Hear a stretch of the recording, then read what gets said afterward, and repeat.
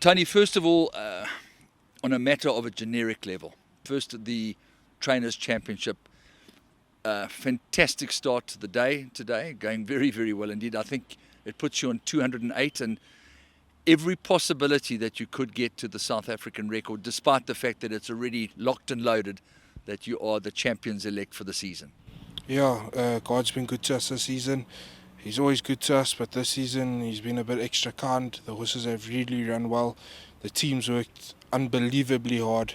Sure, it's just amazing to be in the position we're in at the moment, and please God it can continue. Was it always the goal to win the championship? Yeah, realistically, you can't really set that goal because I'd say we don't really have the stock of the bigger stables, the quality stock. We've got quite a few horses, but we've got more quantity over quality. The real quality we lack a bit, but thank God the horses have risen to the occasion for the big races, and so. We were quietly confident, but we couldn't put our neck out because of what stock we had. We didn't really have that proper quality, those expensive, well-bred horses. And then out of the blue comes a horse like MK's Pride and Asterix, and they just make it just so exciting that anybody in this game has got a chance if you nurture the horse properly. 100%. Both very inexpensive purchase. I think Asterix was 30 grand. MK's Proud was 100 grand. They bread and butter pedigrees, and what they've done's been phenomenal. The owners have given us time to do what we've wanted to do with them. They don't get involved in the programs and in the preps, and I think that's a huge help. And any winner is special, but it looked real special on July Day to win with Vaal. Yeah, we were having a little bit of a tough day up until that race. Maharani, the moment got a bit big on her.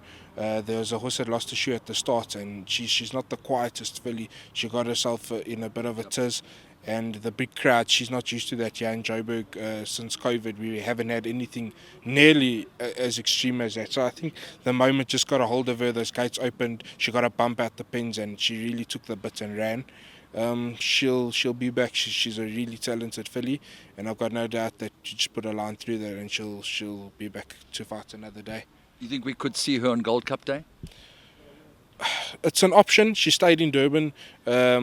If she doesn't race again, she'll just winter there. It is an option, but it's not set in stone. We might give her a chance to just get over the disappointment and come back for the Fillies Mile. Okay, Thursday at Turffontein, a very powerful name. Silver Mensa starts your day off. Yeah, Silver Mensa is a really nice filly. She's a Silvano, but she doesn't look like she's going to go grand. She's quite quick. She was very unlucky last time. She came out slightly slow, and as she was about to make her run, the door shut in her face. She had to switch, come around, and by the time she got going, the race was over. So there are one or two fancied horses in the race. But she's come on with that run and she'll be competitive. A horse that I'd love to own with the Bond connotation, Brosnan in race 2, along with Time in the Woods. Time in the Woods is a nice horse. He didn't have his way on the poly, he hated it, he didn't want to raise a gallop, and he still ran second. He fought off the horse on his inside, and a horse right on the outside came with the powerful finish. Brosnan, on the other hand, got a little bit of shins and is a doubtful starter. Okay, then we're on to That's a Fact in race number 3, first leg of the PA, along with Dame Twining.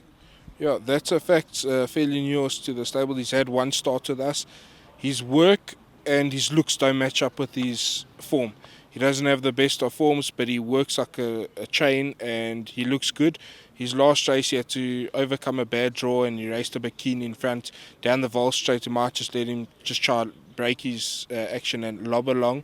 We're just hoping for improved run. Dame Twining, she's going to pick up a race, but I don't know when. She's a bit limited and she's a bit of a small filly, so more hoping with her. And then a horse that might have been the very first runner of the 2022 season, Bless My Stars, in race 4. Yeah, Bless My Stars is a really nice filly. She comes from a good family, and she's shown enough work to be competitive. She's looking for further. She's going to go a trip, but she's got to start off somewhere, and I think the vaal straight 1400 is a nice race for her to get up and running, and she should be in the money. Right, you're loaded with numbers over here in race number 6 with all of Spielberg, Tanganga, and Uncle Tiki Bird. Yeah, Uncle Tiki Bird and Tanganga, we've alluded to fit a pair of blinkers on them.